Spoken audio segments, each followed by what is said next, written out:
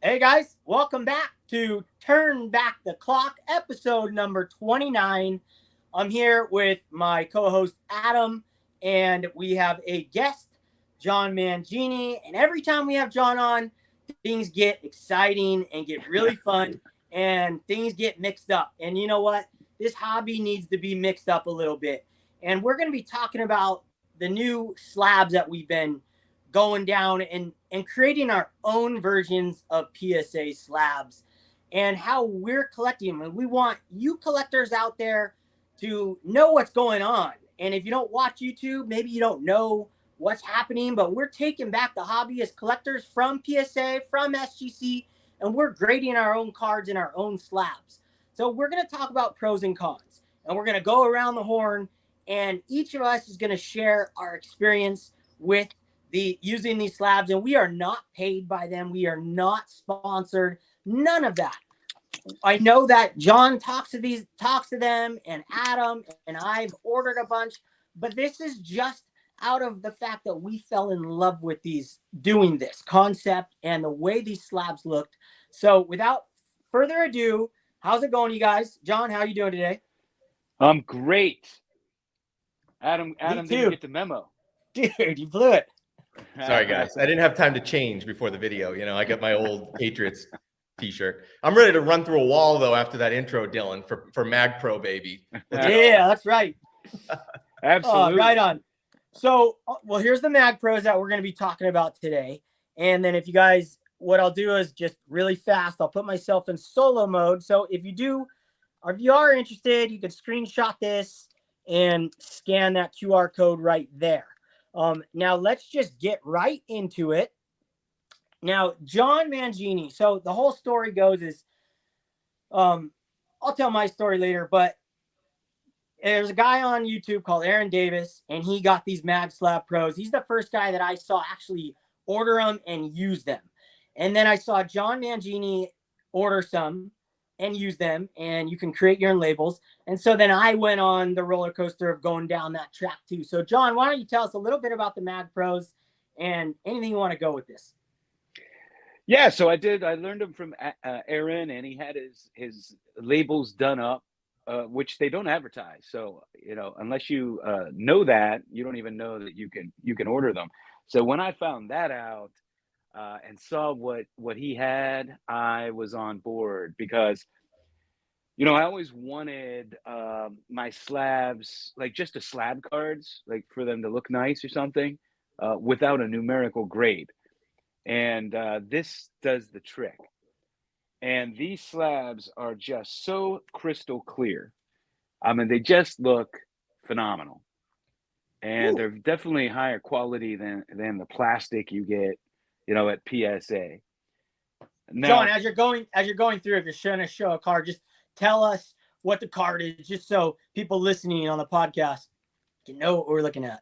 That's okay. This is a 1955 golden stamp of Jackie Robinson.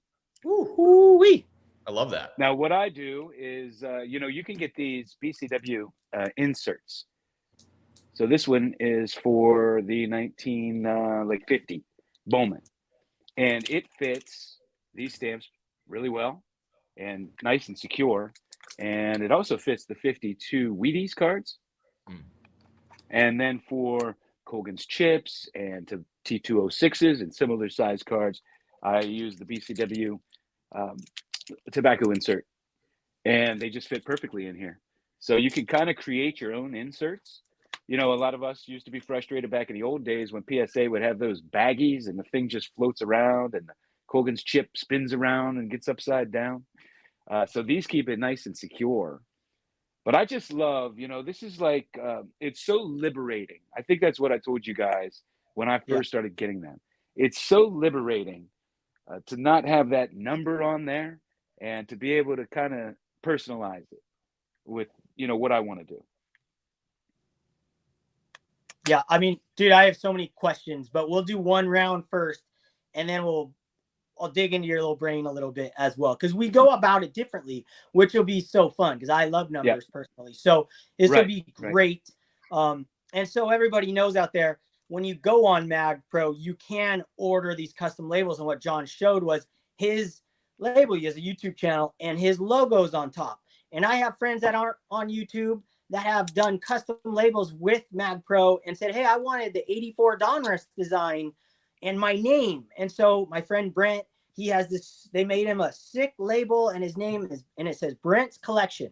And he puts his cards in there. And it's just, it's really exciting. Like you say, liberating. So Adam, why don't you tell us why you're using them or how you're using them at the moment? Yeah. So that's actually I guess the company is Zion cases. That's what they came out with first. I had bought those cases years back, 2 or 3 years ago. And I probably have about 6 of them right now. But I probably don't need as many anymore than I thought I would, but these fit great in them too. So I did custom labels through them. And here's a nice Randy Moss rookie from Metal that I pack pulled myself. And, you know, they got the custom, you could do a custom label like this with the Splendid Sports logo. And they got these little stickers you can put on the top that I got the Splendid Sports logo on there too. And you know what I did? I asked them, I said, you know, on the back, I want to have my own QR code because I got a website, splendidsports.com. And so I got the logo on the back there. And then I got a QR code that when scanned, my plan is to have a page on my website that it leads to where I'm going to essentially list out every card that's in one of these slabs in my collection. And just like you would see on like a PSA label, I want to, you know, list the card. I don't think maybe I'll do like, because I'm like John, the number is kind of bugging me now, man. Like, look, I don't need PSA to tell me my card's a 6 or, you know, like John said, if we're collecting these and not selling them right away, like most people, the reason they grade cards is to grade them and sell them. We're grading cards and putting them in our collection.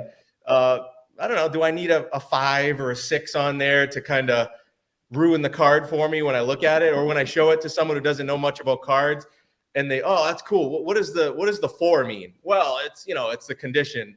Okay. Well, what does that mean? It's not in good condition. Well, no, I mean, I think it's great, you know, nice set. And then you have this big discussion over the number instead of the card. So for me, yep. I got more to say, but I'll leave it off where I think these cards look fantastic in these slabs, crystal clear. They're even smaller than PSA slabs as far as like top to bottom, a little thicker, but they stack together. They're awesome. The cards look better in these. And yeah, Dylan, I want to look at what you're doing with you're actually grading your own cards, right? In your own labels, which is awesome, man. So I just think they're great, and they're way less expensive. If you buy a bunch, I think $2 or $3 total per slab with the label. If you factor it in, maybe $3 if you buy a lot at once. And that's compared to what do you pay with PSA? 20 something bucks, and then you got to pay for shipping and all this stuff just to put it in your collection, you know, if you're not going to sell it. Yeah, now Dylan has taken it to a whole new level. Yes. But I just want to say off the bat, the customer service there has been phenomenal. You know, when I first reached out, I didn't know if they would make me labels or not, but I knew Aaron had them done. So, you know, I reached out to, I just sent an email and said, I'd like to order some custom labels. Can I do that? And they said, yeah, we'll have the person who does that get right back to you. And I got an email very quickly back and explained what I wanted. I had a sheet of probably 10 different designs almost immediately. And then they printed them and sent me a PayPal and shipped them. So from the time I called to ask if they could, you know, if I could get them, they were designed, printed, and shipped that day, the same day. Yeah, I've had the same experience. It says on their website they don't ship to Hawaii. So I reached out as well, and they said, no problem, we'll make it happen. And so if you live in Hawaii like me or somewhere, maybe in Alaska, they might say you can't ship there. They'll make it happen. It's just one of those things in the pull down menu that doesn't give you the option. Most companies will, you call them. So yeah, I had that same experience. So what these guys are doing is the very simplistic way and fun way to do this, where you're not going to be doing what I'm doing. Now, I love the number on the slab. I love the number for so many reasons, because when I look at a slab, I don't stare at the number. I want it nice and little, but I want to see a value added to it. That's kind of the whole point for slabbing for me, is there's an added value aspect, because I love to know not what my cards are worth in the moment, but to know that I could sell them at any moment. And that's kind of the whole point of grading cards. You get the nice clean label on the top, and then you know that's kind of cash in hand.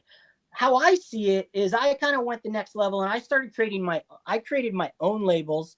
So my wife designed a label, and I hand cut these with a razor blade. So yes, it takes a long time, but it is worth every second of time for me, because I'm a centering guy, and I have a centering label here, and my centering scale, it goes from 1 to 100. And then I have my, 9 mint, this one is, and I can tell any information I want, I can put it on the slab. So instead of just my logo, I have a lot more information, and I do a serial number as well. And then I also have a scan code on the back that goes to my YouTube page. I wish it went to the exact card, but I'm not at that level. But I do scan every one of these, so I do keep track of every card. And my idea is in the future to really take the power back from PSA, is the fact that I think in the future, us having our own slabs, especially with numbers, because most people love numbers and they love to have a graded card, I will be able to sell these as a price at a PSA would go for. Now, I'm not putting $500 cards in these, but my vintage cards, I have already sold 2 just to try it. And one of them was to know, they didn't know me from Adam. And it sold for as much as any PSA 5 would have sold for. And it just thrilled me to death just to know that. I really think in the future, we have enough faith where we can slab our own cards. We really don't need PSA to tell us. So I do have rules regarding what cards I'm putting in my slabs. I'm still not going to go buy a raw Jackie Robinson where Mangini has more confidence in that. And I'm not going to put that in my slab. I'm still going to buy that graded. But for all these cards that I'm spending $50 on or less, or even $100, especially on modern stuff that's numbered, but vintage, anything 100 and under, I'm going to put it in my own slab. And in 10 years, I'm telling you right now, my slabs are going to be worth just as much as a PSA slab. And I just know that that's how this collecting world goes. We have faith in each other as collectors. And a lot of us that are on YouTube are gaining, I guess you call it a respect as like a collector, as a grader. And that's kind of how I want to take my slabs. And I'm saving loads of money and having the most fun I've ever had collecting. And they match I put them on my wall. I have some of these cards are in my slabs and you wouldn't even know it. So that's kind of how I'm taking them. Now, John, let's go another circle, and anything you want to add to that or go from there. Well, I wanted to add that, people might laugh at that, what you're saying, but if you look at Dean's cards, I mean, I when I'm buying raw cards from Dean's, they grade it. I trust those big respected dealers just as much as a grading company, if not more, right? Yes.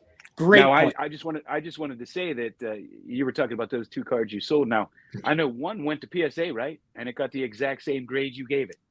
Well, those were my old graded cards. So I used to do slabs. So we'll just show you guys. I used to do my own slabs for years, but I do them in Card Saver ones, because about, 15 years ago, I wanted to do my own slabs, but I couldn't find any cheap enough and that looked good. So I just did Card Saver ones. I made my own labels. So I've been selling on Whatnot ones that are graded by me. And yes, I've had a few already that I've sold on Whatnot, and people have graded them and they grade the same. And I've been grading them my whole life anyways, the ones that I upgrade to PSA. But I no longer have to upgrade them to PSA. Now I can upgrade them for $2 or $3 to these new slabs. And it is like you say, John, it's liberating. And that point you brought up, like Greg Morris cards, is it Greg Morris sells the raw cards on eBay? Yes. Like, guys pay more for those half the time than they do PSA. So yes, they do. The future is boundless for these graded cards that we're grading ourselves. Us collectors, we know what we're looking for. We know what we're looking at. So that's great point, John. Yeah, I mean, it boils down to who are you buying from, right? And are they trusted?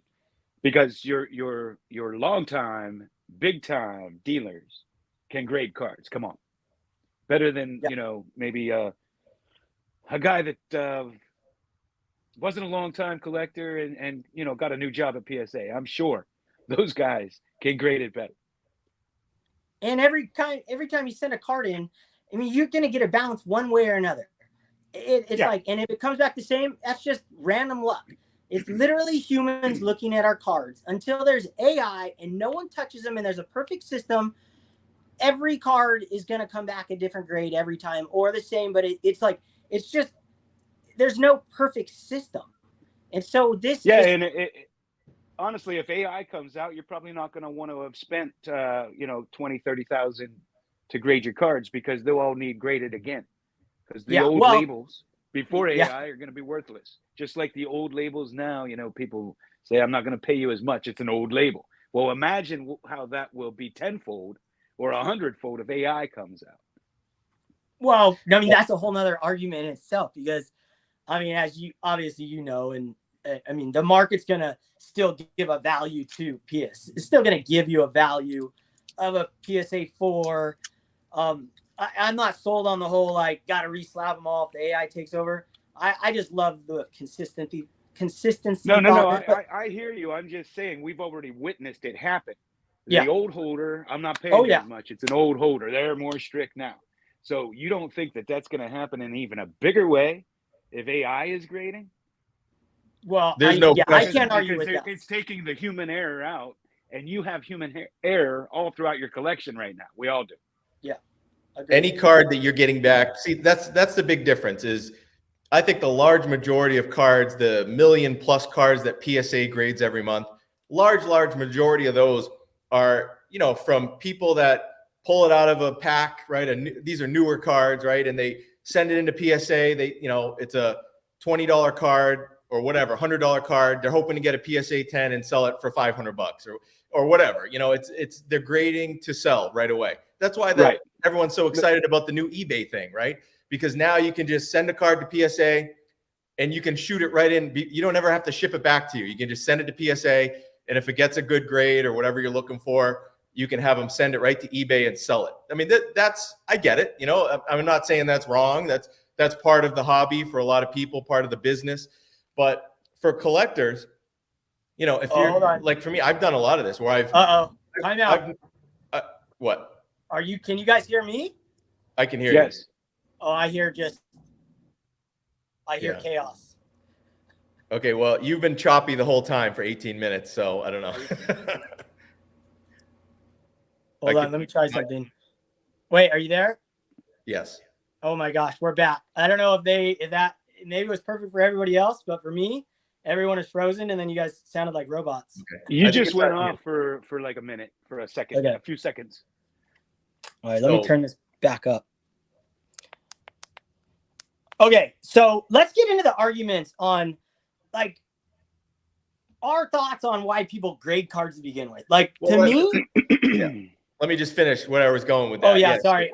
That's exactly what I was saying, which is for people like me who I've sent in probably, I don't know, hundreds of cards to either SGC or PSA over the last few years. I've never once sent in a card with the intent to sell it. Like, I'm going to send that in PSA and then sell it right away. Like, I've sold some, but it's just kind of like, it's a double now or whatever. I ended up selling it, but like, I've never had that intent. Every intent I've had when I've sent in a card is to put, for a while, I still do. I like the way a card looks in a PSA slab, not as much as these, but it has a museum quality to it with the label, and it looks more official. So I've said this before, but I like the way they look. But I was thinking, I'm like, why would I grade, especially a card that's a $50 card or something? Why am I putting it in a PSA slab now? And if I sell it in 20 years, like John said, it's going to be an old label, right? So like, I would have been better off just keeping it in one of these. And if I really want to sell it someday, I could always send it to PSA in 15 years and get whatever the new fancy label is. And like the labels and the holders that you're getting right now from PSA, they're not going to be as valuable in 15 years because the newer one's going to be better. It's going to repeat itself, just like John said. I totally agree with that. So yeah. I mean, if you're going to sell cards, and they're in your collection until a much later date, I believe that you're best off grading them right before you sell them. You know, new holder, if that does happen, then that takes that equation out, right? Yeah, I think you nailed that. Collecting. That was genius. Yeah. That was well said. Kind of just stamped it. Like, if you're a collector, I mean, dude, everyone talks about, like, I want a nickel and dime. I'm trying to look at comps and I spend $25 on a card and I don't want to spend $5 over. Instead of spending even $25, you could buy that $25 card that's slab for $5, ungraded, spend $2, get a slab, and now you have a whole bunch of extra money. And like you guys say, you know, if you really want to sell them one day, I'm on the terms that your own slabs will be worth money. But I love the fact that, yeah, there's almost no point. You can wait because they look the same. They look like PSA. I do want to make a qualifier though, with what Adam and I were both saying. I don't think it'll necessarily be that way for really old vintage cards and the big cards. You know, I mean, people that buy those, and I'm one of them. You know, we buy the card basically. It doesn't. The grade doesn't really matter. Right. Yeah. So you don't hear that as much as far as it's an old slab. You know, it's a 2.5, and today it would get a 1.5. You know, you don't hear that with the vintage like you do the more modern cards. Right. Yeah, I agree there. Absolutely. I mean, those of us that aren't buying the actual grade, like you said. Right. Mangini, I know that you, just so people out there can know, you just got some new sleeves for these as well that fit perfect sleeves. Yeah, no, I haven't gotten them yet. I was on there. I wanted to buy some superior fit sleeves, and on the left in the menu, I noticed that they had the Mag Pros, and I was so excited, and I clicked on there, and they were sold out. So I was telling some other friends, hey, they're selling these now, and somebody went on a little later and said, hey, I just got some. They're back on. They're back in stock. So I think the guy was away, so it was shut down for a few days in order to order. So that might have been the glitch there. But I went right back on after I had just placed an order, and I ordered the sleeves. Now, if you don't have those sleeves, the sleeves I've been using are the PSA, and they fit pretty well. They're not perfect fit, but they're still very clear. And so these are for the PSA size, just a little oversized. Yeah, and those are the ones I've been using. Too. Either the superior fit or the shells. Those are the two nicest, in my opinion, the nicest card sleeves. Because a lot of the other ones, including Cardboard Gold, are cloudy. They're a little bit cloudy. If you put them next to each other, you'll see a huge difference. I just love the way cards look in slabs. You know, I've said that before. That was one of the reasons why I have made so many runs in PSA is I just like the way cards look better in slabs. But now that these came out, this changed the game for me because, you know, they look great. And, I know I'm picky with certain things, but like, I always was kind of like, yeah, I know I could go with the a top loader or the one touch, but I never really loved the way they looked as much. But something about like just having a label on there and stuff. And even if you don't have a channel, like you said, Dylan, you could do whatever you want, your personal collection or whatever. I think I might even do labels for my my uncle. I have a bunch of cards from my uncle's collection who passed away a long time ago, and maybe do like a kind of like a dedication to him with his picture on it in the labels, have like a custom one made of that. So how awesome is that? Yeah, it would be really fun. That's really cool idea. Yeah. So things like that make it fun. I might do that too. I have a guy that watches, a subscriber, and he had an uncle that passed away, Uncle Gary, and he keeps sending me little tidbits because he was a Pittsburgh pirate collector. Yep. And he keeps sending me little tidbits, and I keep it all separate. I keep a separate collection. I have it in a box marked Uncle Gary collection, and that's a good idea. Maybe I'll do that for those cards. Yeah. I get excited about stuff like that. That's what really keeps me interested in spending my time on stuff like, I know, like, John, I see how happy you get when you slab up a new card in your own label. I mean, I'm the same way. It's just fun, really. I mean, like I'm a Pittsburgh fan. I mean, my labels look so great on Pittsburgh Pirate and Pittsburgh Ooh. Steeler cards. Yeah. Oh yeah. And Penguins. It's the colors just pop. I just love the crystal clarity of those slabs. But you know me, Adam. I'm not a fan of a number. I mean, when you are going to have a grading company, and the most prominent thing you see is a number, and anything less than 10 on a grading scale of 1 to 10 is junk. Who wants anything less than a 10? Right. And so the in the modern card world, me, I like my scarce and rare cards. And I mean, it just kind of blows my mind when people start talking rarity when there's 30,000 of them, but there's only, I don't know, 310s, and they'll call that rare. It's not the card that's rare, it's the grade, it's the number on the slab that's rare. Dude, the SGC numbers, I can't stand them. I can't stand how big that is. That have ever since the beginning, once they made that number as big as the moon, dude, my wife, she'll look at the wall and she'll be like, dude, why did they make that number so big? And I like numbers, but I don't want. It's the most important thing on a card. Yeah, it's crazy. It's insane. I mean, the card's not important. That number is important. What about guys that do the PSA registry? Now, we know guys that will buy a card that's literally a quarter card, like not even 10 cents. You can go buy one of those cards for 10 cents, and they're buying in a PSA slab for $15. But what do you say regarding that? I mean, it to me, it doesn't make any sense, but I can understand that you want your slabs to look the same. But when you get down to it, if you want your slab to look the same, you can get one. This is PSA and this is my slab. You can make one look exactly like PSAs now. You can literally get one with a red circle and you wouldn't even be able to tell the difference when they're on the board. So the registry thing, it kind of fascinates me. I mean, you can download the report. It was ingenious by PSA. I mean, it's essentially created a cult, a cult, really. For me, I buy individual cards, and I buy the nicest card I could find at the time. Sometimes that comes in an SGC holder. Sometimes that comes in a PSA holder. Sometimes it comes raw.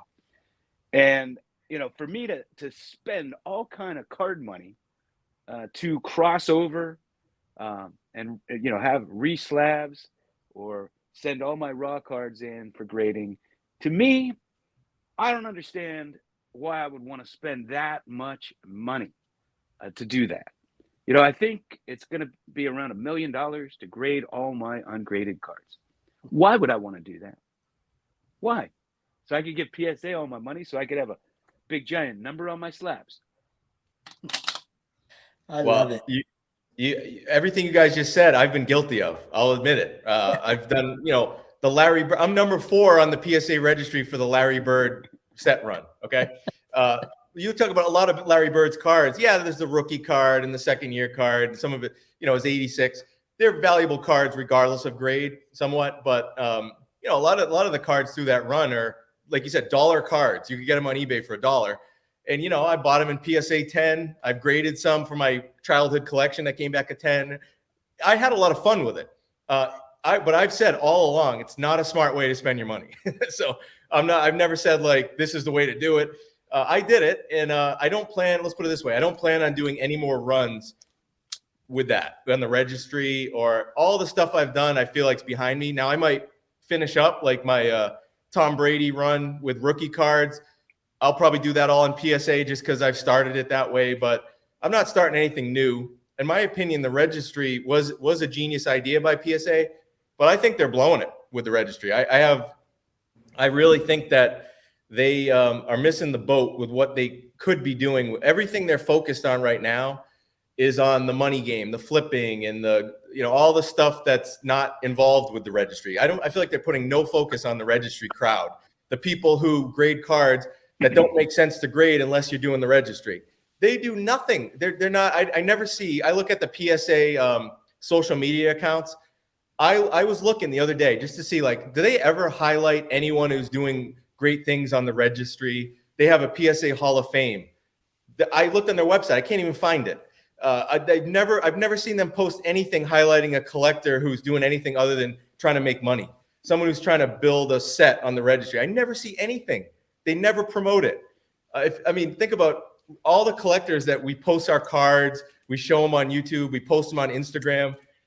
In a way, it's because we want to, I guess, be recognized, but also share in the fun. And PSA could do a lot with that, but they don't. I don't see them doing anything with that. If somebody saw them, PSA post about a collector, right? That, hey, this guy completed the 1956 top set on the registry, regardless of grade. They completed it. Awesome. Do you think that person's going to share that with their friends that might not be card collectors on Facebook or wherever, Twitter? And then their friends are going to see that they did that. They could build way more collectors, but they're not doing it. They're building people who want to use Kurt's Card Care, because they're trying to bump a 9 to a 10. That's all you hear about with PSA. They're not doing anything for collectors. Collectors Universe is doing nothing for collectors. As a business, they kind of have to cater to them, because who else is stupid enough to open a brand new box of 2024 tops and send them all into PSA and pay all that money? It's only somebody that's flipping them, right? Nobody's going to send all those cards, and they're brand new right out of the pack. But you got to get that 10 to make that bank, and they have to. Those are the guys that send them 1.2 million cards a month. But does it have to be all that? Does it have to be 100% that? They crack and resubmit, crack and resubmit, crack and resubmit, crack and resubmit. And yet people are still chasing the pop report count, even though it's completely irrelevant at this point in time, right? You still chase it, even though these cards have been cracked open and resubmitted a million times. Well, hey, let's get back on track. We're trying to take down. I don't want to get on track. I want to keep ranting. I hate being on track. Well, we'll still rant. Let me say one more thing, Dylan. One more thing. Please. I thought the smartest thing that any hobby company did recently was when Topps or Fanatics, whatever, they highlighted the 1 million Cubs cards. They did all this stuff around it. They made him a superfractor card. He threw out the first pitch. That's how you create more collectors. Okay, by honoring people, like by honoring guys like John Mangini. He doesn't care. Yeah. But guess what? When other people would see them honoring John Mangini, it would make them want to do things. They want to collect more and build sets and stuff like. Make it cool, But PSA doesn't highlight any of that stuff. Anyway, I'm done. Now Topps does. They do highlight the flippers. They reward the flippers. Yeah, but at least they do a little on the other end too. PSA. Topps been doing pretty good. I give them a little credit for things. Yeah, they're making baseball cards of flippers, and I guess some of them are short printed. Because who wants an Ohtani short print when you can get a flipper short print? Dude, give me the flippers, man, as I'll flip that thing back. The whole point of this whole thing is, like, let's take it back, man. Let's get these collectors. I want nothing more than to be able to trade some cards and get a couple of Mangini slabs in my collection, a couple of Adam Splendid Sports in my collection, a couple of everybody's Lou Rocks. Like, I want a slab. I want a card from everybody's collection, and I want to know it's their card. And I think that is something that is going to be so unique that we can trade with each other even easier, and it'd be so fun. So I want to get these collectors. I want everyone to know what's out there and what's possible. Let's all show our slab. Put your slab on the screen, Mangini. So SGC would put people's names, famous collections, or they didn't necessarily need to be famous. I have slabs of collectors I never heard of, but they would slab up people that they thought, were famous collections or whatever. And I always thought that was pretty cool. And when you get a card from one of the big collections, it's kind of a little bit extra special, right? Like if you have a card that was in Roberto Clemente's personal collection, or if it comes from a famous collection, right? So now we can all have famous collections. That's right. I got Double D, I got Splendid Sports, you name it. Yeah, it's exciting what this opens up. And SGC used to do that. And I literally remember buying a few. I had a couple of Ted Williams, and it was I forgot the guy's name's collection, but I literally saw that and I go, dude, this must be a famous collector. I wanted that card even more, and I didn't even know who the guy was. I just thought, wow, this is a cool card. But then they don't do that. None of the companies do that unless you have a special like collection. I don't even know how you have to like. There's a lot. Yeah, of I don't know how they deem that. If it's just people that they know. I know I have slabs from collectors collection, and I never have found out, what collection that's from. Collectors collection, like that doesn't. We're all collectors. I don't know what that. I don't know what that's from. But I wanted to say a couple of things on these slabs. Yes. My two of my biggest frustrations, and I guess they're kind of one frustration, in collecting graded cards is this. I have seen so many graded cards where the graders put freaking lint in the slab. Like there's a piece of lint on a main part of the card or something stupid. Like, I don't know. How do you not see this? You're looking at this stuff under loops and everything. I don't know how it happens, but it happens a lot. And it also drives me crazy when there's a cracked case or anything wrong. It could be damaged in the mail, whatever.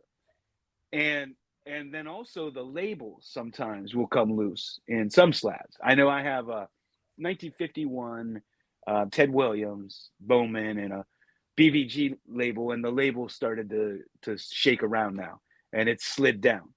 So I either need to crack it out or pay and resubmit it because the holder's bad. And you don't have to do that with this. If you see some lint in there, you could just open it up and take it out and put it back. And if it's cracked, so be it. I get another slab. I am not a slave to PSA where every time I don't like my slab or there's something wrong with it, I got to pay them over again and again and again. Yeah, wait till PSA comes out with glass as clear as these slabs. Like you said, everyone's going to want the new PSAs because there's the clearer the glass, the better. Why would you not want crystal clear glass? PSA slabs look like garbage compared to these as far as the clarity. When you have them side by side, it's not even close. Yeah, Dylan, I noticed immediately when I first got these and I had them side by side. These are so much clearer. Yeah, and you see it, in person. When you're in person, yeah, you can tell the difference.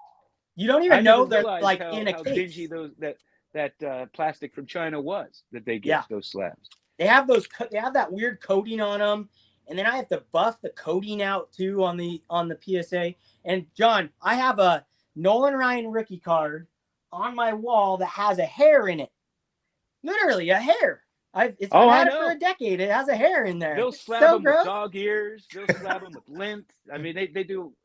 It's crazy. Yeah. The question is, are they creating those dog ears or whatever? When they're slabbing them, because recently I've seen so many videos. Now I can't tell you that they didn't miss something, that they're telling the truth. I don't know, but all I do know is I've seen so many videos of people claiming that PSA has damaged their card. Like they have a brand new card, comes back with a crease or whatever. I just saw one. Are these people all missing this stuff? I mean, these guys are inspecting them because they're trying to get those 10s. They ain't going to be sending in for 4s. So I don't know. But, with a lot of my old stuff, I'm petrified to send it out. I don't know who's handling it. Is it some 25-year-old off the street? I don't know. I'm not saying it is, but I don't know. And I hear all these stories of things getting damaged, and some of these cards are irreplaceable. Some of the rare cards and old vintage cards. I'm paranoid. It's going to get lost in the mail or this and that. I said that before, and somebody came at me like, "Oh, the post office is 100%, great, and it's never going to happen." Well, it's happened to me. It happened twice where cards were. They basically sent you a half of an envelope. And that's a mangled mess with nothing in it, and say, sorry, it was damaged. They put it in an envelope. You got one of those? I've gotten one. It was it happened to me twice, and I had another incident. Now this was years ago, but it still happened, and I'm sure it could happen again, where I got like a UPS package, and it said, it was a pound or two, but when I picked it up, you could tell it was empty. and I could tell by the weight on it that there was something in it when it was stamped, when when the postage was put on, and somebody had stolen it and repackaged it. I had a box of brand new cards shipped to me. So don't tell me that stuff can't happen. It's happened to me 3 times, and the thing is no, it's not often. No, they're you can get these cards no problem most of the time. But what if it's that extra special card? Like one of the ones I'm talking about was a rare card. You just, at least scarce. And it just makes me sick to my stomach to know that there's another one taken out of circulation. And that's also why I hate eBay authentication. I sent my last 2 bigger purchases that are both graded. They refused to authenticate anyway after it traveled the whole way across the country and back. I got to wait 3 weeks because of the listing. They have that what's it called, misclassification, and if it's not perfect, they won't even look at it. So why did I have to send it out to California to get it on the East Coast? It's just frustrating. Like can't you see that ahead of time? You know how it's categorized. If you're not going to authenticate it, why the hell did you send it to California? Because you know that what it is, and you know how it's classified before you ever even send it. All right, that was my little rant. Love it. Love that. Yeah. I was thinking back and I'm like, why have I graded so many cards? Why have I sent so many cards in? And I'm not saying I never will again. Like John was saying, if it's a big card, if I was a single guy, I didn't have any family, I wasn't married or anything like that, I wouldn't really care. But I guess the paranoia of if something ever happened to me, if I have an expensive card, I feel better knowing that it's whatever in a PSA slab. So if I kick the bucket, at least my wife could sell it easily. And I don't know, maybe that's whatever, but no, that's absolutely right, Adam. But yeah. There's something to be said for the other side too, because let's take the Black Swamp find. I mean, these guys found something in an attic. They reached out. Somebody authenticated them, the auction house, and they got them graded at that time, and they made millions on them. Right. And they didn't have them slabbed from 100 years ago. Right. I mean, so you can make the case either way. Yeah, and I think for me it was when for example, when Mickey Mantle run. The reason I do it all in PSA or did it all in PSA was when I started buying them. I started with PSA, so whatever. I'm just gonna keep it going in PSA. But I'm at a point now where honestly, the cards that I want to buy or add to my collection, the grade doesn't matter. The grade really does not matter to me, whether it's a vintage card that I'm just looking for one that looks good, whatever your preference is, centered or whatever. I don't care about the grade. When I'm collecting modern cards, I'm really looking for serial numbered cards that it doesn't matter what the grade is. So that's kind of what I'm targeting now. And so with the cards that I pick up, if the grade doesn't matter, then I'm just going to put it in a slab that I think looks better. So now these modern cards, coming out of the packs, the ultra modern cards, I mean, anything an 8 or less is complete junk. And sometimes it's 9 not worth anything. 9 is worth what raw is worth. A PSA. Yeah, 9. nine's the new 8, which is crazy. Yep. Yeah, nobody wants a new card with an 8 on it. I'm sorry. Wouldn't you rather have one of these? And and I'll tell you what, I feel very strongly that modern cards that are being put out now, the only ones that are going to be worth any money in the future are ones that the grade doesn't matter. Any PSA 10 now on a card that people think they scored a big one where it's not serial number to a low number, or it's not a prominent card or will be in the future, those cards aren't going to be worth anything because there's way too many PSA 10s of that out there, right? So it blows my mind. It blows my mind. I see all these videos where people are opening a brand new pack and a brand new box that's all been secured, and they get so excited when it's a 10. Yeah. It's supposed to be. Right. It's supposed to be a 10. Unless half of them are 9s, half of them are 10. Or there's those rare occasions where they come out of the packs and they're not. But I mean, come on, these are brand new cards. These aren't like the old vintage cards that they came out of the pack 6s. Some of them, or miscut. Some of them came out of the packs. I don't know what for those miscuts. What would they grade it? A 2? So I don't know. Well, it's funny that you brought up the dog ear. Now I'm going to share the dumbest card I've ever sent to SGC, and I will never send another card like this to get graded. I sent this card in because I opened it up. I opened a pack up on YouTube. So I thought it'd be a cool story. Hey, I'll send this card in. I picked a nice one out. I looked through the loop, checked it all out, and I was like, well, this will be cool to add to my collection because it has a memory to it. They dog-eared it, full dog-eared. Oh, I'll put myself in solo mode. They dog-eared it, full blown, because you know me, I literally take my loop out.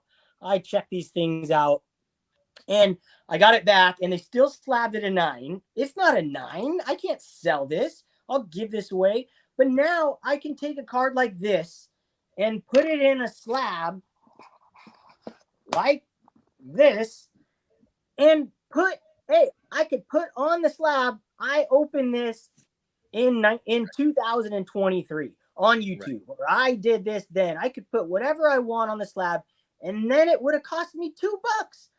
Spent $15 to send that in. They ruined the card. And even in the not, like, why did I even want this graded? Like, even if it came back at 10, it's just an 84 tops Nolan Ryan. There's millions of them. So these new slabs are a game changer for me, because now I can slab up Nolan Ryan's from 1984 and Nolan Ryan's from 1987 tops and really enjoy them in my slabs, because I love slab cards. Let's talk about the ethics of dog-earing a card and slabbing it with a 9. Dude, right? How can you not let's see that? Talk about the ethics of standing behind your grade with reslabs. If somebody gets a card and it's a 5 vintage card, old vintage, colorful vintage, let's say play ball, and a 5, and somebody stored it where sun hits it and it fades, and you send it back in, and they're going to put the same grade on it because they have to stand behind their grade. Yeah, that's that whole. I think the fading thing on cards, and then getting them reslabbed. We just have to use our own eyes, and that's what I'm saying. But you'll see higher grades, and you and I know when you look at that card, that grade is not the grade. Shouldn't be. People buy cards blind. That's why I buy everything based on looks. I buy everything based on looks, not the grade. I don't trust the grades anymore. Yeah. Can I just say, right now, going back to earlier where we were talking about PSA and who submits cards and what they focus on. And you're right. Right now, it's by and large, most of it is people that, open a new product and shooting it in, trying to, make $10 and get a 10 and sell it make a little profit.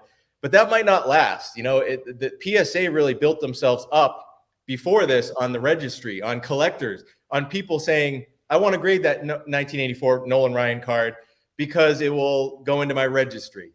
But I feel like that might be dying if PSA doesn't do what I was talking about earlier, where they kind of embrace some of these collectors. I know you guys don't care about that, but there are a lot out there who, if PSA promoted it more and made it more fun and did more with it, let's say they give away prizes or grading credits for people who complete sets, or if they actually made it something more of a game. There's a reason people do fantasy sports. A lot of people play fantasy sports because it's just fun and they keep track of where they are and you can win a prize at the end. I mean, they could easily fantasy sport the PSA registry if they wanted to, but they're not. And I think they're relying on, there's going to be a million cards coming in over and over and over from flippers. That might die off, right? Eventually that might die off and they're going to be left with the collectors who might not want to submit cards to PSA anymore because who cares? The registry is what? Oh, great, I completed it's a set. PSA doesn't care. Nobody cares. So that could die out. I don't know if they don't turn it more into, if they don't gamify grading cards. Okay, last point. I was watching something. I can't remember what it was, but those trading card game cards. I don't know what they are, but that's like half PSA's business. And those cards have utility. So if you pull a rare card, you could use it in a game or something. I don't know how it works, but you can use that card to do better in a game online or whatever. It's got utility in it. Well, what if they did that with sports cards? What if they made games online? If you complete a 56 top set in PSA slabs, you get X, or I don't know. There's all this stuff they could do. Maybe it doesn't appeal to us here, but I guarantee there's a lot of people out there who would grade more cards if there was more utility to grading cards other than just making money. I don't know. That's just you're right about that. I think in the modern hobby, what drives it more than anything besides the money, the second thing is ego. Yeah. Right. You know, if you go and you show a beautiful card and a 6, somebody's showing you their 7 or 8 because they gotta outdo you. Right. And that's what the set registry is really about, outdoing everybody. And you know, I really believe this. Ego is the second biggest thing in the hobby, maybe the first biggest thing. There's probably money's the first biggest thing, but it's now become, I think, about ego. Dude, People the could whole say mean, this who is pays- ego. I'll put my logo on my own slabs. Maybe that's ego too. I don't know. But it is, but it's awesome ego. If you're paying $200,000 for a Herbert rookie card, right. I mean, it's almost like you would be buying this stuff for bragging rights, Yeah. or something. Well, Because why it's do you? just- I mean, It's absurd. well, how about the high grade stuff to me in like the Clemente 73 tops in a 9's probably a $5,000 card. It's literally absurd to me. It makes no sense whatsoever. That card is still just the 1973 tops Clemente. And a 9, there's still plenty of them, I'm sure. And an 8 that's perfectly centered looks identical, literally identical. And the price jump from a 6 to a 9 is astronomical. You're talking like $60 to $5,000. That is a totally just it's like what I used to do with the pit.com. I would buy PSA 7s without even looking at the card because they just list the PSA 7 in this. That's how I collected. But I should have been buying 9s, not looking at them, but that's how I did it then. I didn't know any better. But now that I know the difference, I have all my cards look better than all my old 7s. Every single one of them. Can I ask you guys a question real quick? I think it's happening. Not to go down a whole different lane, but I had this. In your opinion, you guys are like, I look at you guys as you know a hell of a lot more about the hobby than I do. Is trimming cards any different than soaking cards? Like if you see someone trimming a card on YouTube, is soaking a card for a half hour and whatever, is that any different? Am I off base? Like to me, it seems like the same thing. I don't know. John, you want to go first? I mean, I'm not on board with this new wave of cleaning. I actually thought about quitting the hobby. Back to obscurity. The thing is if you can't tell and PSA grades it, then, ignorance is bliss. I wouldn't know. The question that I keep bringing up, and we won't know this yet, is the longer term effects of this stuff. Will it damage the card over time or after it's slabbed up and encapsulated? I don't know. I look at cards from a totally different light. I was always sending you guys pictures of these high-end auctions of 1914 Cracker Jacks or whatever. And I'm like, this is clean. This has been doctored. That's all I see now when I see these old cards that I think I could tell. It's like, that they're white. Yeah, they're white. Yeah, because I've collected these all my life. I've never seen super white like that or whatever on so many. And they just look off. It's like with a lot of counterfeit cards, I just know they're off. I can't explain exactly why I know they're off. But just looking at these cards and knowing what they look like, you can just kind of tell almost immediately. And so that's how I'm reacting to a lot of these big auctions, these big cards. I'm looking at them and I'm saying, there's no way that wasn't touched. No way. And these guys I see with all 8s and 9s from that era, there's no way those are all legit. I can't buy it because they didn't even come out of packaging like that. Well, that's why I asked that, because it kind of ties back in where it's like, all right, I don't approve of either one, trimming or soaking. Like I'm not into either one, but when I see someone showed themselves trimming cards on YouTube, right, and people acted well, to put this guy in jail, this is the worst thing ever. And then you see people soaking cards, and I don't see any a few of us, but like most people seem like they're like clapping, like yes, good job. You soaked that Mickey Mantle card.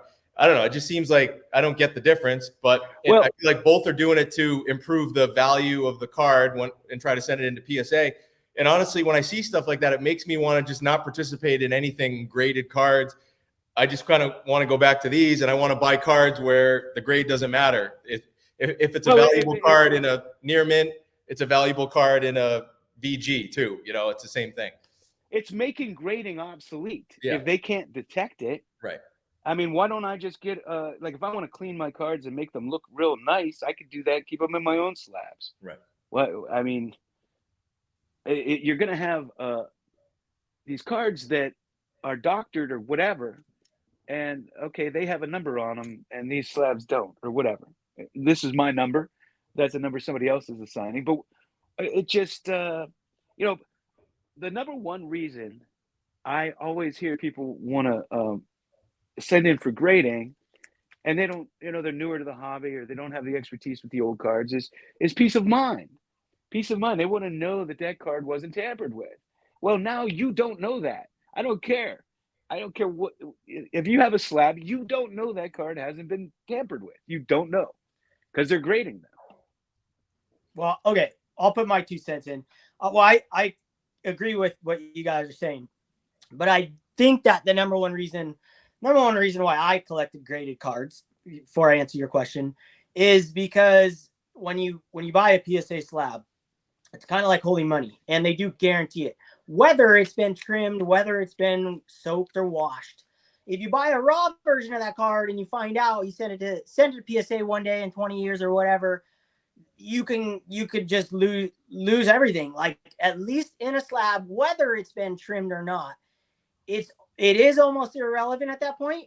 I think trimming's terrible. The lesser of the two evils, I would say the lesser is soaking. I think it's terrible. I hate it. I would never soak a card. I think trimming is literally, I think your lesser of the two evils is going to be soaking for me. I think trimming is worse. You're literally taking part of the card off of the card to get the corner sharp, and soaking. There is an argument that, you know, you have a glue stain on there and you're trying to get it off. Like, doesn't make it right, but the lesser of the two evils is soaking. I don't want either, and I won't be soaking my cards. And I think it's insane. And I mean, I don't want to speak for people, but I feel like Kurt's argument is that he's doing it for himself and for his own collection. Then why are you sending them in to get graded? You should be putting them in your own mag slabs or in your own sleeves after you're done. Well, that's ridiculous on the surface. He's selling right? kits. You're not doing it just for you. it's for money. You're fixing these cards. You're soaking these cards because you want a higher grade, and the higher grade, whether you sell the card or not, one day will be sold, and it is worth more in the higher grade. So I think the hobby is opening their eyes to so many things right now, and having our own slabs is another form of freedom from the regular basis that we've been going down for so long. Yeah, and you know, for me, it's about intent too. You know, everybody wants to say that I'm cleaning this, it's for my collect. No, it isn't. It's the scammers, the people that are trying to get one over on somebody who is using this product, right? You are empowering the people that want to get over on people, and then making it feel like it's okay. It's a bad intent. I don't believe card cleaning has good intent for 99% of it. You know, maybe for a few. And they always want to compare, like, well, if you flick a booger off of it, no shit. Come on. Yeah. That's not even a good analogy. Like, come on. Oh, like, I don't get, like, there are gray areas. I guess the famous one is that Victor Wemby card, right? It's a 1-of-1 rookie card from Prism. And the guy was like, oh, like, go to the moon that I got a PSA 10. That grade, the grade doesn't matter on that card. It's a 1-of-1. Like, what? It shouldn't. It shouldn't, Adam, but it does. Yeah, and long term, it won't. That's how ridiculous it is. You have to grade a 1-of-1, the only one in the world, the only one in existence, and you have to get Kurt's Card Care, clean it up, you know, hand deliver it there, make sure it's a 10, and then brag about that you just got one over on PSA, right? On camera. I mean, what's going on in the hobby? You called it, John. You called it like 2 years ago. Immediately decertify it when they're just basically admitting. Well, that's what it is. Is like, why take the chance on a card like that you might damage the card, right? That card's a great card right now, at least. It's a great card either way. Why? I mean, it's just crazy that someone would but PSA has people so brainwashed. You'll take like like the E-tops. They're pristine cards encapsulated at tops, and they'll still have to crack them out and pay PSA to get a number on them. That's always blown my mind. Dude, John, I love that. I started taking those in cap because I have some E-tops. I started pulling those off and putting them in these new slabs, and I love it. I'm like, yeah, that's sick. They're all scratched up. Yeah, I could see that because those slabs suck. Those big, thick. And then the sticker does kind of. So I could see wanting a new holder, but I don't know why they have to have a number. I mean, they're pristine cards. I've never seen one, at least none in my collection. It's not like pristine. I got to say, I think both of you, me putting these in my label on it, I think I devalues the card with Splendid Sports. But for you guys, Dylan, if you keep doing what you're doing right now and you do that for a while in the future, 100%, I firmly believe, I know I'm biased, but I believe that your cards in your slabs will be trusted more than in like a PSA slab in the future. And John, your cards with your own labels, whether you care or not, those things are going to be, people want those, man. It's the Mangini collection. So that's not the intent. I don't know about that, Adam. But those are collectibles, man. Those slabs. Mine don't have numbers on them. John, you passed away recently, and immediately the value of your labeled slabs went up. They were skyrocketing. So, well, one thing. You died earlier this week. Yeah. This is just my ghost, dude. Yeah. When you use like Mag Pros and stuff, a lot of times you can tell if a card is trimmed because it doesn't fit right. Yeah. Yes, there's too much space. Yes. Because those are like perfectly cut for a card. Yep. In fact, I had an old 50s card, and and this is something else that drives me crazy when they'll say that it doesn't meet minimum size. When some of them didn't come out of there's guys that pulled a pack out of in the 50s. It's their childhood card, and they're saying it's minimum size, but they pulled it out of a pack themselves. I have a 50s card, and it's oversized. It wouldn't fit in a holder. Yeah, so I have to put it in. I don't know, like if you send it in for grading, if do they have? Because I'm not a big grader. They they use the inner. For it's a little oversized. I have a couple. Like I have a 61 Maris that's oversized, so they put it in a baggie, in a bigger. Oh, okay. Thing. So and they grade that's it, how they do it. They grade it, even though it's a little oversized, right? Yeah, they love oversized because then that's the problem. Like when you stack up a stack of old cards, even 80s, they're all different size by a little. And the 50s, they're all over the place. Like they're not. Yeah. I think that was PSA's, like, I mean, I'm just making stuff up right now, but that was their rule of like, we can detect trimmed cards because we have to have some sort of minimum size, right? It's a tough game that they entered on. It's a tough game because they don't know if it wasn't trimmed or not. They don't know you pulled that pack, that card out of there. Yeah. So what does that tell you? They can't tell if a card was trimmed or not. All they know is it's not the right size. And it tells you not the right size they think it should be. Yeah. Don't waste your money on high grade. Like if you wanted to use one of these Mag Pros with a 56 tops card, what would you do? The 35 point would probably be a little small, or what do you? Nothing's gonna work. They have to make new slabs. Yeah, nothing's gonna work. They're longer. Yeah, it would be nice if they could, even if they made, I don't know, like these that I was showing, you could get an insert. Right. But there's nothing big enough to even get an insert for those. So they need to make that size. Now, what they are making, as my understanding, is they're making thicker ones with insert sleeves. And I'm sure that's catering to, the modern memorabilia collectors and thick cards. But I think they go a long way to do the 52 top size, the old Bowman size, and the 52 Bowman size, that kind of thing. But as a company starting out with these things, that's a lot of different choices. So that might be difficult for them. Maybe they'll grow into that. Well, that's awesome. That's our job. To do like 52, 53, 54 tops, 56 tops. It would be great. I have a stack of them. I have this whole stack right here. All these need to be slabbed. And I have a huge stack of, bigger cards. So it's your guys' Yeah. job. Our job's to get these things. Like, here's one I cracked from PSA. I want to put it in one of my slabs. I forgot they were different size. So, you know, you got to just, hopefully they grow enough and you guys can pump them Dylan, up. when I get a box, I immediately come up here and it's gone. There's cards in those slabs in 10 minutes. And then I want to buy more. Dude, these things take so long for me to make because I got to type it all in. Then I got to hand cut each one, fold them, print them. That I just shoot an email, man. Okay. Mine come in 3 days. Yeah, that's awesome. That Reggie card looks so awesome in that slab, man. It does. 05 finest. I just thought of a great idea, guys, before we go. You know, like PSA does with their registry, they come up with 100 great cards by whoever. That's a checklist, that's a set. You guys, Double D and Mangini need to come up with a set for Mag Pros. And if people complete it, they'll get a prize. How about that? How about that idea? You have to complete it at Mag Pros, though. It has to thanks for giving us a job, Adam. No one would enter, man. Raw cards are junk. No, they're going to be Mag Pro. If they're Mag Pro, you complete the registry, whatever that says. I guess technically any card that's not loose is not raw. Right. Yeah. That's the thing. Yeah, everything these aren't raw. Some sort of holder. Right. Yeah, nothing. Even in nine sleeves, they're not raw. Everyone's always like, you too, John. You say this too. You got to touch the card. I don't care. I haven't touched a card since I was a kid, except when you're opening a pack. I touch cards all the time.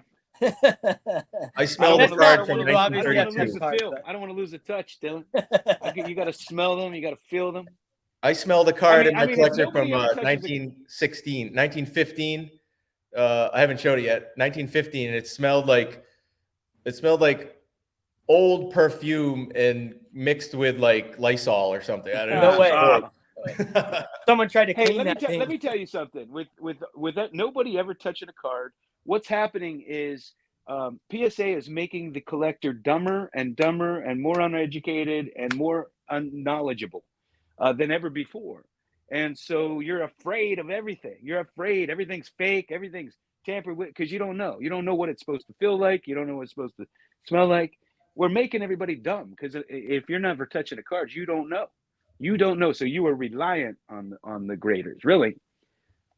Thank God for YouTube, man. We can learn so much here. And the future is bright for all the young collectors because they can hunt anything they want. When we were kids, man, I'd go to the store. No one would even look at me. And I had my hands in behind my back and just looking at the glass cases. No one stepped up. Yeah, I didn't have a Mangini there to say, hey, oh, you like those cards? Oh, yeah, you should check these out. Maybe, yeah, this is my dollar box. You could check these out. Yeah, this is so-and-so. No, it was never like that. And it wasn't until 2 years ago when I started even when I was going to card shows when I was an adult at Frankenson's, they still wouldn't talk to me. I would go and look at all their cases, and I was still buying just cards graded on eBay. I didn't talk to anybody. I know I've learned exponentially more since I've gotten involved. If I saw a card I wanted as a kid, I talked to them, man. I didn't let it go. But that's awesome. You're right. The young people are so blessed. They're so blessed today because I went my whole childhood without ever seeing cards that I wanted. Right. You couldn't just jump on eBay in 2 seconds, have it or whatnot, or whatever platform you use. I mean, there's so many. Every card show, unless you're searching the rare old stuff, like you're gonna find it, And I went my whole childhood without finding some cards I wanted. Last question before we go. Do you guys remember the very first 1952 Topps Mickey Mantle you saw in the flesh? Do I remember it? Probably not. I was never that excited about that card. Oh man, I remember mine. There was one at my local card shop. Yeah, I'm sure I would have seen it as a kid. First one I ever held was Eric's. Those back pages. First one I ever held in my whole life. That may be the first one I ever held. To be honest with you. Yeah, when I was sitting with him that night, and he had it, and he was so excited. Yeah, I ran into him like the bathroom, or so just out of the bathroom, or in the hallway. I was like, yeah. I was like, no way, let me hold it.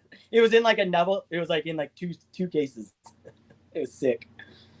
Yeah, and Dave Blue Jacket 66, he brought his 3D test, 68 3D test Clemente for me to touch. Oh wow! So I got to hold that. He gave it to me and walked away, and I hung out with it for a while. That's sick. And then when I gave it back to him, it was kind of like this. You're like, let me put that in a Mangini slab. That'll look better. See, if they had these at the time, I could have hurried up and re-slabbed it instead of receiving yours. This is one I had. Any final words that you guys want to add? Yeah. Oh, just the first 52 tops I ever held or ever saw in person was the one I bought, because I never. Wow. I used to just go to card shops. I never went to card shows, and the card shops I went to never had them. So yeah, that was the first, a couple years ago. That was the first time I ever saw one in person. Wow, that's amazing. Yep. Yeah, it was pretty cool. Well, is that it, you guys? We've had a lot of fun tonight, and I mean, when us three get together and start talking cards, we could go for another 4 hours. But yeah, the thing is we have a lot of passionate thoughts and beliefs, and we disagree on a lot. Yeah, and that's okay. When I listen to the lives or discussions like this, a lot of times my mind is changed on certain things when I listen to people's perspectives, and it doesn't hurt. If you disagree with us, no big deal, right? These are just our opinions. Well said. And they very well might not be right, Yeah, and they might, wrong. and like we could definitely be wrong. And they might change too. That's the whole point of life. And they might change. If you don't change your opinions. This whole card care kit, card cleaning, it's such a gray area for me.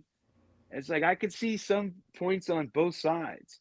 And then, there are some things that are just over the line, but some things are, is it really that bad? Like, I don't know. My biggest question is the long-term effects of it. So, has he been cleaning cards since 2000 and everything's cool?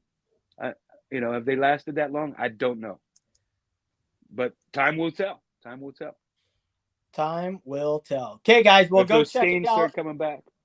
Yeah, on like Orlando's. Go check out Zion if creases cases. Start coming back, stains, residue. And take the hobby back for yourself, guys. I hope you guys enjoyed the episode tonight. Thank you, John. Thank you, Adam. Everybody share a card in your slabber. Get it up there. Here. I got reindeers in one. Autograph. Oh. All right, guys. Until next time, keep collecting. You.